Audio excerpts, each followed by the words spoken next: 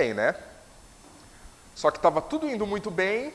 Eu imagino que Jonatas, ufa, era só ilusão do Davi, tá tudo certo. Daí vem a pergunta, por que o filho de Jessé não veio para a refeição? Nem hoje, nem ontem, nem hoje. Nenhuma imundícia dura tanto tempo assim, se foi. E assim, a festa religiosa não era uma festa de, eu tô com dor de cabeça, não vou aparecer. As festas, elas eram focadas no Senhor, era uma obrigação. Assim como, nem sempre é gostoso vir para o domingo. A gente sabe que não é, nossa, eu vou ver aqueles irmãos maravilhosos. Nem sempre é irmão maravilhoso. Às vezes você está de saco cheio dos irmãos. Mas você vem para cá reunir como igreja por quê? Porque é uma obrigação moral. Ninguém vai para sua casa falar, mas por que você não veio? Pelo menos não deveríamos fazer isso, mas às vezes alguma irmã, claro, tem irmãos que com carinho, nossa, a gente sentiu falta de você. E esses irmãos não estão querendo falar, a gente está contando, a gente viu que você faltou um domingo, não é isso. Mas as festas, elas tinham uma obrigação moral. O judeu não poderia deixar de ir, mesmo que ele tivesse doente. Se ele tivesse doente, talvez não, mas tem um motivo excusável para você não estar? E é exatamente esse o mote da pergunta. Versículo 28, por favor.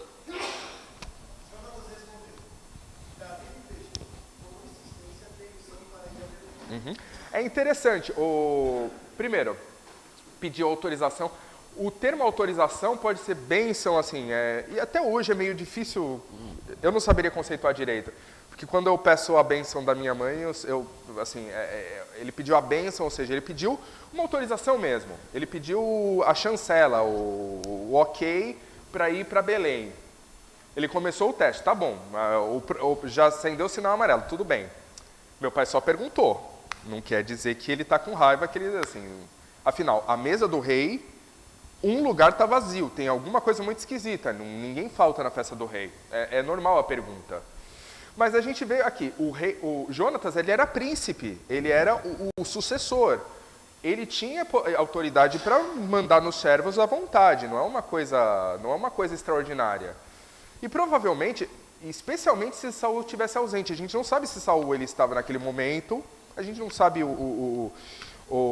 onde Saul estava antes da festa, para ter autorizado, por exemplo, a ida. Versículo 29.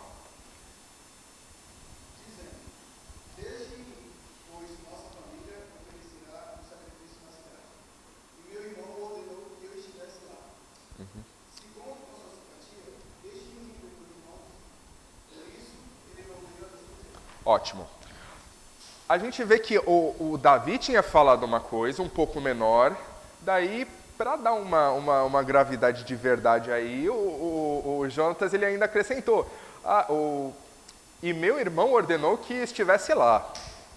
Provavelmente esse irmão é Eliabe, a gente já viu Eliabe antes, quando a gente estava no acampamento do Filisteu, e daí Davi ele chegou com intrépidas, mas nossa, vocês não têm coragem de... Davi não falou exatamente isso, mas o que é esse homem perante o exército do Deus vivo? Daí Eliabe, o irmão mais velho, o irmão que representa, que é o cabeça da família, que provavelmente vai ser o sucessor da família do clã de Jessé, ele chega, você tá falando isso, mas você não deveria estar aqui, você está aqui só para assistir, só para causar, alguma coisa parecida com isso. Provavelmente ele se refere a esse irmão, que é o irmão mais velho, que tem poder e autoridade, inclusive, para mandar no Davi. Então ele torna o teste mais plausível, ou seja, o teste mais realista. Versículo 30.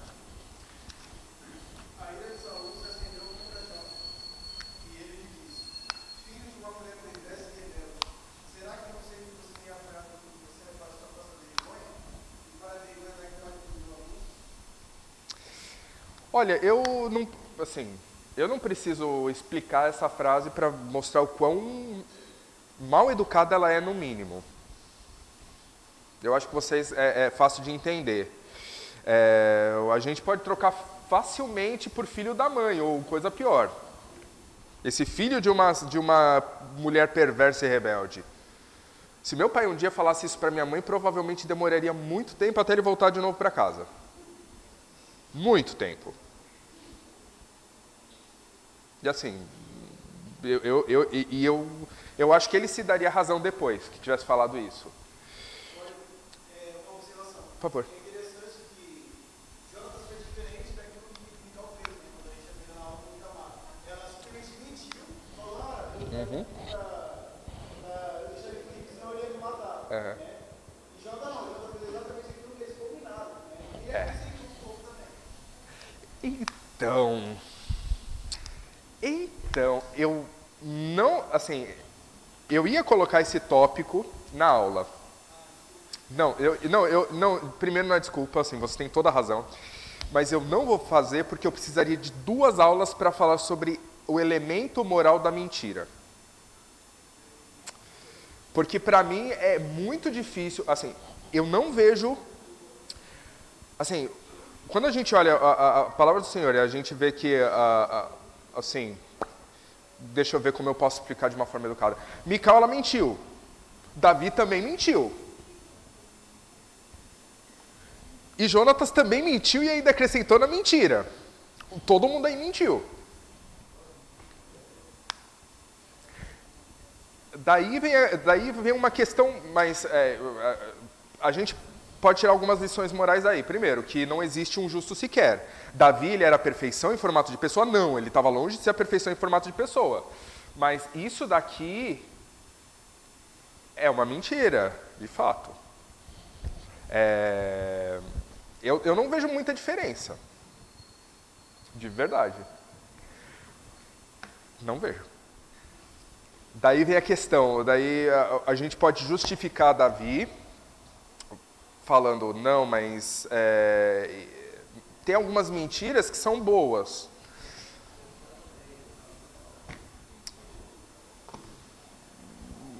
E daí me vem outras histórias que me lembram Abraão falando, mentindo para o rei. Eu acho que vocês todos se lembram da história. Abraão mentindo para os reis, para 2 reis, inclusive um era filisteu e um era egípcio, e depois o povo de Israel ficou escravo do povo egípcio e do povo filisteu, não sei porquê. Coincidências. De qualquer forma, ele saiu abençoado dos 2 lugares, mesmo mentindo. E a gente pode pensar, cara, tem tanta coisa, daí a gente pode pensar em Jacó, então, eu não, assim, se eu fosse se preparar para isso, seria uma aula específica sobre as mentiras moralmente aceitas ou moralmente suportadas pelo Senhor ou moralmente viáveis, eu nem sei como falar isso, então eu não vou colocar um termo. Mas é interessante porque eu tentei esconder isso, mas acabou surgindo. O que a gente tenta fazer escondido acaba sendo revelado, isso é um problema. Então, assim, eu vou deixar isso sem resposta. Tá? Desculpe. Mas voltando, eu acho isso sempre muito hilário. Mas assim, o contexto, a frase dele. Primeiro, ele xinga basicamente a mulher, a mãe do... Ele não xinga Jonatas. Quando você quer ofender alguém, você não xinga a pessoa, você xinga a mãe dele. E a gente sabe bem isso, adolescente é ótimo em fazer isso. Adolescente não xinga, ele xinga a mãe da pessoa. Foi mais ou menos o que foi feito. E não somente xingou, será que eu não sei que você tem apoiado o filho de Jessé para a sua própria vergonha e para a vergonha daquela que o deu à luz? Ou seja, esse tipo de coisa, esse tipo de mau caratismo que Jonatas tem, não pode ter vindo do meu lado da família, só pode ter vindo de uma mulher muito rebelde. Só pode ter vindo de uma mulher muito errada, assim. Eu devo ter pisado muito na bola para ter uma mulher tão rebelde. Mas o primeiro erro de Jonatas não é perguntar, não é ter autorizado. O primeiro erro de Jonatas é escolher escolher Davi como seu amigo. Será que eu não sei que você tem apoiado o filho de Jessé? Você acha que eu não sei o que você está fazendo? Você acha que eu não vejo que vocês dois são amiguinhos, que vocês dois estão juntos, conversando, vocês riem juntos, que vocês convivem juntos, que vocês comem pão juntos, que vocês são amigos de verdade? Não tem outra pessoa no reino inteiro para você ser amigo, tem que ser dele. E eu gosto dessa frase, eu vi isso no livro de estudos que eu estou pegando como base, eu tive que replicar. Tua mãe é uma desgraça por ter um filho como você. E você continua a desgraçá-la quando é amigo de Davi. Ou seja, sua mãe é uma desgraça e você continua desonrando ela sendo filho daquela criatura. Se isso não é um abuso verbal, imagina, é uma festa. Está sentado na mesa do rei as pessoas mais importantes do reino. O Abner, que é quem organiza o exército, deve estar sentado outras pessoas muito relevantes. Olha o tamanho da ofensa, o tapa na cara. Eu acho que um tapa na cara seria menos ofensivo para Jonatas. Com certeza seria. Palavras são muito mais ofensivas. E as palavras aqui são muito violentas. Versículo 31. Enquanto o filho de Jessé viver, nem você nem seu reino serão estabelecidos. Agora manda chamá-lo e traga-o a mim. Pois eles devem morrer. Boa. Então, assim, existe uma violência por parte de Saul. Daí a gente vê um fundamento que me deixa com um ponto de interrogação. Enquanto o filho de Jessé viver, nem você nem seu reino serão estabelecidos. Será que é um amor de pai? E quantas vezes os pais eles são violentos, eles fazem coisas que não devem por causa de amor?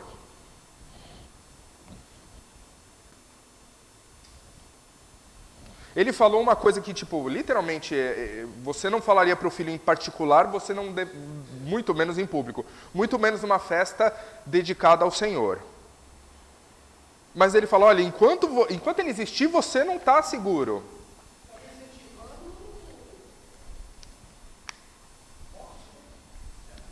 Sim, sim.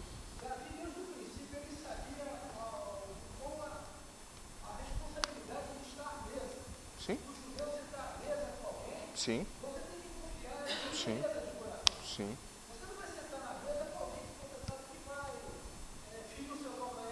Sim. Sim. Sim. Sim. E aqui dá a entender que Saul, ele entende a brincadeira. Como a gente tinha falado na última aula.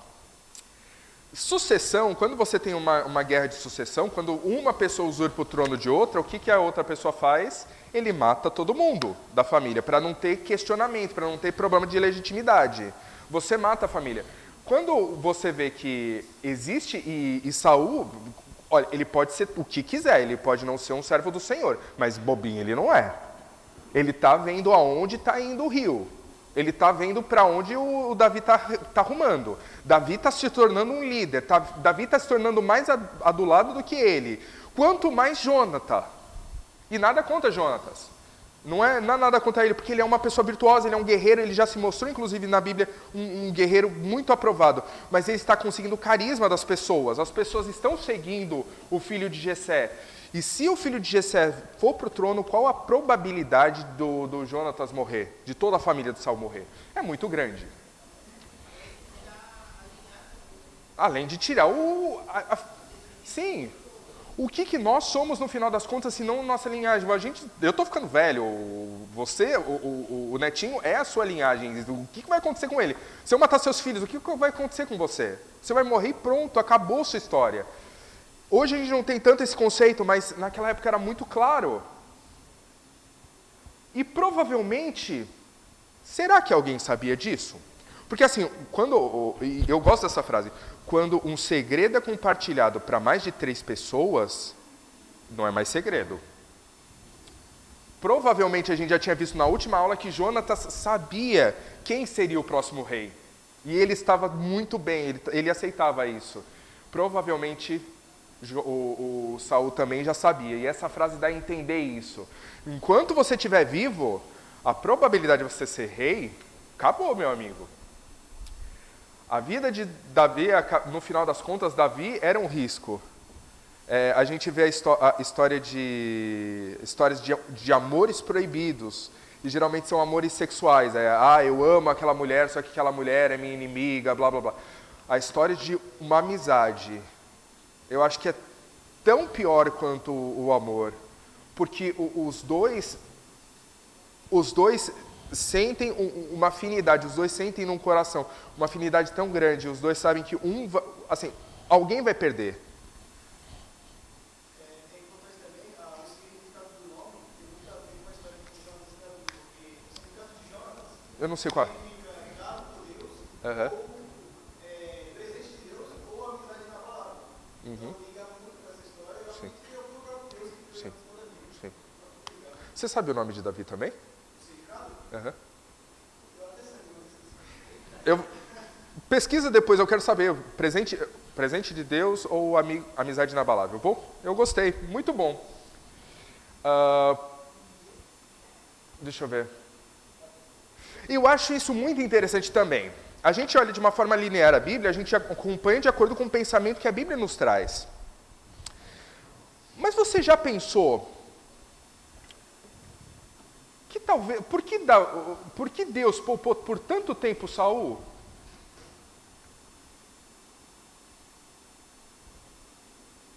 Talvez a intenção de Saul, eu estou dizendo que Saul não pecou, não. Eu estou dizendo que Saul deveria ser rei, não. A gente sabe que a Bíblia fala, o Samuel fala que ele foi destituído.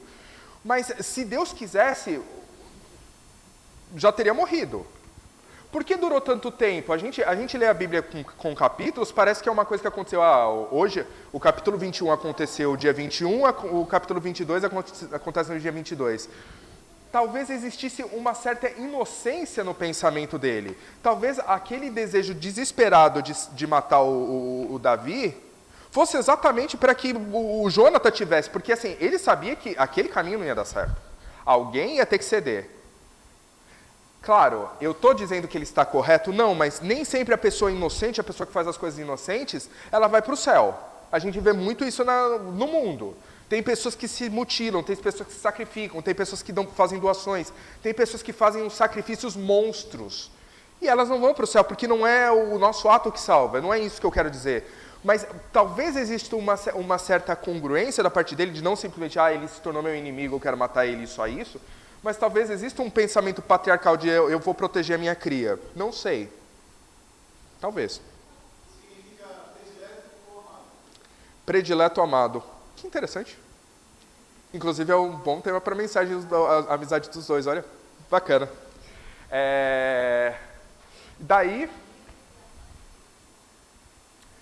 a gente vê... Então, assim, de novo, o que eu estou falando não está na Bíblia, é uma elucubração do Ailton. Mas eu gosto de pensar quando eu vejo no caráter do Saul, que ele era uma pessoa que estava descontrolada, mas uma pessoa geralmente descontrolada, ela não é maquiavélica, ela não planeja, ela não é um Judas que fica nas costas e que fica fazendo as coisas lentamente, inocentemente, e que acaba apodrecendo todo.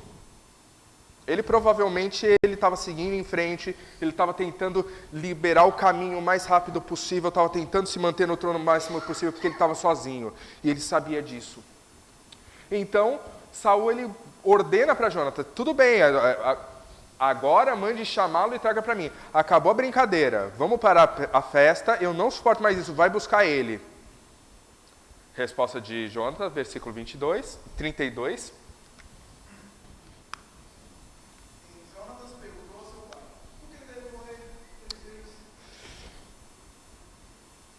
morrer? De novo, eu acho isso muito legal. A gente vê uma lógica muito boa aqui.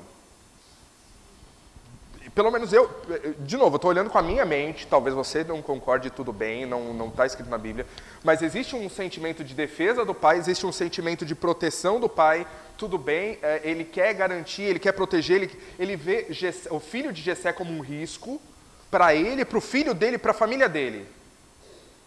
Só que a gente vê que às vezes a gente faz umas teses muito boas, muito bonitas, dá até pena do Saul nesse caso. Jonatas, ele vem com uma verdade, mas o que Davi fez? E jogam lógicas e sentimentos, e o sentimento de, estamos fazendo o correto, estamos bonitinhos, vai tudo por água abaixo. Por que ele deve morrer? O que ele fez? Às vezes a gente faz muitas suposições, a gente faz muitas defesas, a gente faz umas teses muito bem feitas, lógicas muito especiais. Daí vem para a prática. É o negócio do fruto. Você olha a árvore, você pode falar, não, essa árvore vai ficar extraordinária, blá, blá, blá, blá, blá. Mas qual é o fruto dela, no final das contas? Qual é a consequência? Quais são os atos que vêm dela? Quais são os frutos que ela produz? Versículo 33, por favor. Então falou a Deus sua mão,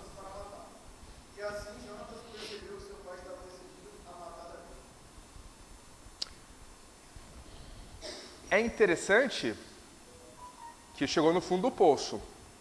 E aquele amor que no final das contas pode ter surgido, tentando proteger, se existia, você vê que é muito, muito volátil. O Saul é uma pessoa muito volátil. Eu não sei qual versículo de Provérbios fala, mas ele diz que quando uma pessoa é fraca no momento de adversidade, de fato ela é muito fraca. Se no momento de crise você perde o controle, meu amigo, você é a mais fraca das pessoas. É no momento de crise que você tem que ter controle. No momento que você está com sangue nas orelhas, quando literalmente você sente queimar as orelhas, nesse momento você tem que engolir. É o trabalho que eu acho que homens e mulheres têm que ter essa prudência. Mas especialmente homens, mulheres elas tendem a ser mais tranquilas, elas conseguem se controlar mais do que nós homens. Nós homens precisamos aprender a engolir o ego. Porque senão a gente acaba fazendo umas coisas que, convenhamos, se ele queria proteger o filho, agora ele quer matar o filho. Em um versículo, e esse versículo não é anos de diferença, é minutos depois. É uma discussão que fez isso. Ele viu, e é muito bonito, porque Jonatas ele tinha uma sinceridade, ele tinha um coração tão puro, tão inocente, que o pai ele acabou de xingar a mãe dele, acabou de xingar ele, e Jonatas ele estava mais preocupado com Davi do que consigo mesmo. Que amizade extraordinária. Você vê que só nesse momento que Jonatas ele realmente fala, não tem jeito. Ele deu todas as chances para o pai dele. Ele deu todos os... Não, vamos ver se tem como remediar, como tem como conciliar. Não deu. Naquele momento ele se importou mais com Davi do que com a sua própria honra. E eu gosto muito essa longanimidade de Jonathan me lembra muito a longanimidade do Senhor. Por favor, 2 Pedro 3,9. Está aqui, leia aqui. O Senhor não demora em cumprir a sua promessa, como julgam alguns.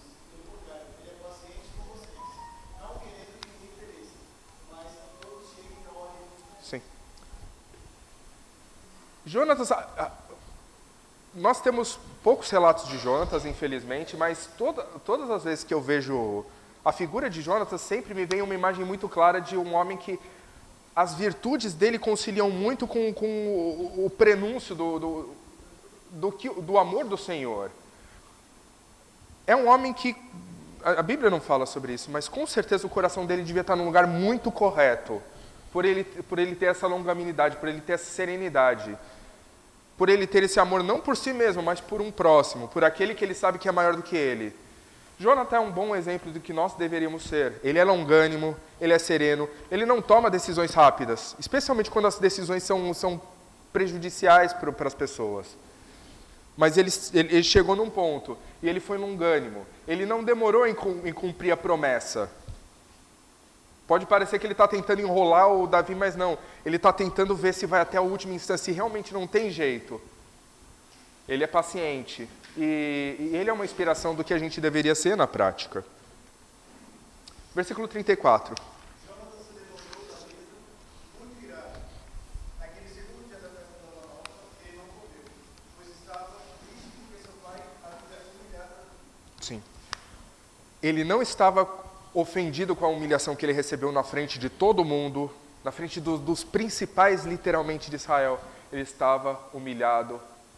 Ele estava triste porque a humilhação foi para Davi. Acabou a festa para ele. Versículo 35. Pela manhã, Jonathan saiu ao campo para encontrar Davi. Levava consigo um menino. Sim. Esse menino provavelmente era escudeiro, era a pessoa que acompanhava Jonatas. A gente já mencionou várias vezes o conceito de escudeiro. Ele não tinha, assim, ele não tinha mais a confiança do pai. A gente volta para o começo do capítulo, no versículo passado, Jonatas conversa com Davi e fala, não, mas tudo que meu pai faz, ele fala comigo, eu tenho certeza disso. E daí Davi fala, olha, eu acho que ele sabe que você gosta muito, que a gente gosta muito do outro, ele não fala por causa disso. Agora, Depois disso, ele sabe que ele não conta mais com a confiança. O anel de vidro se quebrou e não pode mais ser consertado. Mas ele sai ao campo. Agora ele vai concretizar a promessa que ele fez. Versículo 36. Ele disse: corra e acha as flechas. Ele disse: corra e acha as flechas que eu atirar. Sim. O menino morreu e Jonatas atirou uma flecha para mim. Sim. No versículo... Desculpa. No versículo 20, Jonatas falou que atiraria 3 flechas para Davi, para o seu sinal. Aqui, na Bíblia, a gente vê que aparece expressamente uma flecha. Ele corra e ache a flecha que eu atirar. E o menino atirou uma flecha. Pode ser isso, a pessoa que descreveu a Bíblia, o escritor do texto, ele pode ter esquecido de falar as 3 flechas, ele pode ter falado, o Jonatas pode ter atirado uma flecha que daria no mesmo sentido, ele não descumpriu por causa disso. A mensagem foi mandada do mesmo jeito. Versículo 37. Quando o menino chegou ao lugar onde a flecha havia caído, Jonatas gritou: a flecha não está mais para lá? Vamos, rápido, repare. O menino apoiou a flecha e Então, o que pode ser entendido, a conciliação desse trecho é que falou que atirou uma flecha, mas quando o menino foi até o lugar, Jonas ele falou, mas não está mais para lá? Talvez Jonatas tenha atirado as 3 flechas, e assim, atirou uma flecha, o jovem foi para lá, ele atirou outra, a flecha não está mais para lá? Pode dar a entender isso. No final das contas, a gente sabe que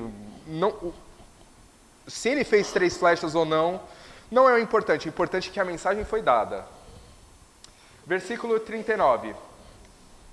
sem saber de nada, pois somente Jonatas e Davi sabiam o que tinha combinado. Provavelmente o escudeiro bom é aquele que obedece ordem. Ele não estava entendendo nada, por que mandou fazer aquilo? Provavelmente o Jonatas, até porque ele era da nobreza, ele devia ficar treinando a arqueria e no final das contas era comum chamar pessoas para buscar. Mas ele não entendeu o que estava acontecendo. O importante é que a mensagem estava sendo mandada. E a gente vê que assim, ele não confiou no seu escudeiro a falar o que significava aquilo. Era uma mensagem secreta entre os dois, entre Davi e Jonatas. Versículo 40. Então Jonatas deu suas armas ao menino e disse: vá, leve-as de volta à cidade. Ele levou o equipamento de volta para a cidade. O menino, nessa oportunidade, provavelmente percebeu que não teria ninguém por perto. Daí os dois foram se encontrar. Essa não é a última vez que Jonatas e Davi se encontram. Eles vão se ver em 1 Samuel 23:16 ainda. Mas isso nós sabemos porque a gente tá no futuro deles, literalmente a gente sabe disso. Mas para eles provavelmente era o último momento que eles iam se encontrar. Eles não sabiam se eles iam se ver mais vezes. Versículo 41. Depois que o menino se foi, Davi saiu do lado do sul da pedra, inclinou-se 3 vezes perante Jonatas, com o rosto no chão. Então despediram-se, beijando-se um ao outro e chorando. Davi chorou ainda mais do que Jonatas. Eu acho interessante eles se viram, ele se inclinou 3 vezes. Você se inclinar 3 vezes, na cultura do Velho Testamento, significava uma postura que você agradecia a um rei. Era uma figura de extrema autoridade. Para pessoas normais, você se curvaria. A pessoa se curvar ao chão 3 vezes era um sinal de uma santidade, era um sinal de um rigor extraordinário. Remete também a um pouco à cultura judaica da multiplicação, da exponenciação da repetição.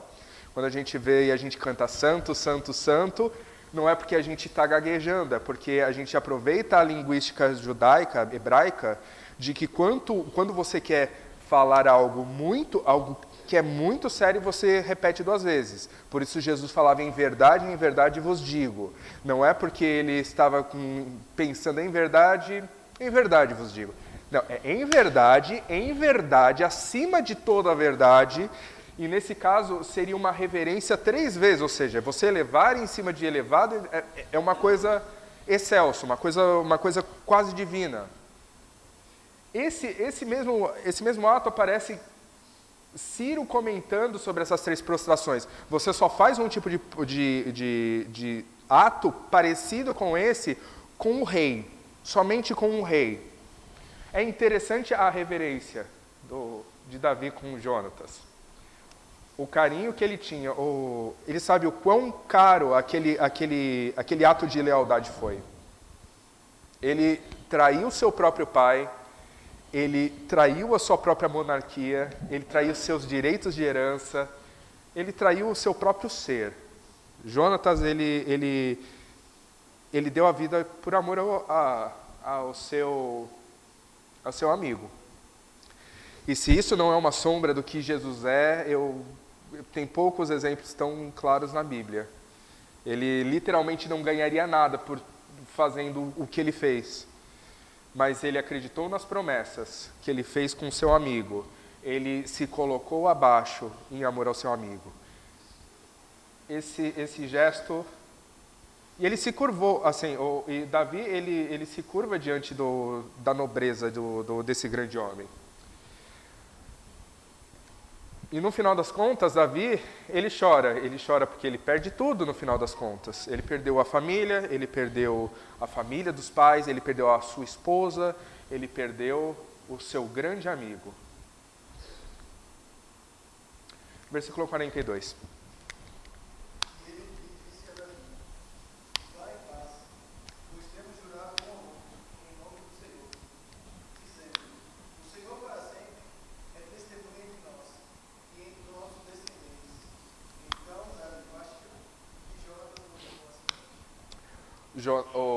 Davi vai e ele oferece as mesmas bênçãos em nome do Senhor, em nome de Yahvé. E quais eram aquelas bênçãos? De amizade permanente e de proteção à família de Jonatas. É uma promessa, como a gente já tinha falado, uma promessa muito complicada. Jonatas, ele deu um golpe de mestre. Ele foi muito esperto, ele foi muito inteligente. E isso gerou frutos para Davi. Gerou décadas de problemas para Davi. Mas Davi, ele honrou essa promessa. Assim como Jonatas foi honrado e se arriscou a sua vida para proteger Davi, depois ele segue a mesma rota. Então o capítulo fala sobre a última tentativa de conciliação entre Saul e Davi. Trata do protagonismo de Jonatas. O capítulo 20 trata de forma muito secundária o Davi. Trata sobre o pacto de preservação da família do Jonatas. Jonatas desafiando a sua família, a seu pai, em amor a Davi. Livra Davi da morte. E o ungido se torna oficialmente um foragido. A promessa de reinado, no final das contas, agora parece ser tão distante, tão mais distante. Estava tão perto, estava tão próximo da corte, agora ela parece tão distante. Algum comentário, alguma dúvida? Por favor. Algo interessante é que Saul, quer dizer, Jonatas, ele era unido de alma com Davi. Saul, ele se preocupava muito. Saul foi ungido capitão da tribo de Benjamim, mas o povo clamou rei. Deus ouviu o povo. Jonatas, ele tinha um ideal semelhante a Davi. Ele buscava o bem não da sua tribo. Davi buscava o bem da tribo de Judá. E nem tampouco Jonatas buscava somente o bem da tribo de Benjamim. Mas ele queria o bem de toda a nação de Israel, de todas as tribos. E a gente vê que essa história nos apresenta lá na frente, em Atos, né? Igual que também era da mesma tribo de Benjamim, né? E não estava se preocupado simplesmente agora com Israel, mas com todas as nações do mundo. Então eu creio que Deus estava preparando o povo para receber aquele que viria a ser precursor, né? Sim. Do Cristo que seria rei de todas as nações da terra. Sim, exatamente. Muito bom. Valmir. Nossa, Valmir, tá difícil lembrar seu nome, desculpa. Vamos fazer uma oração? Senhor Deus Pai amado, obrigado, Senhor, pela sua palavra que nos ajuda a entender, nos ajuda a ver o quão profundos são os seus pensamentos. Nos deleitarmos na sua palavra é um prazer. Muito obrigado, Senhor, porque a sua palavra nos causa impacto, nos causa conversão.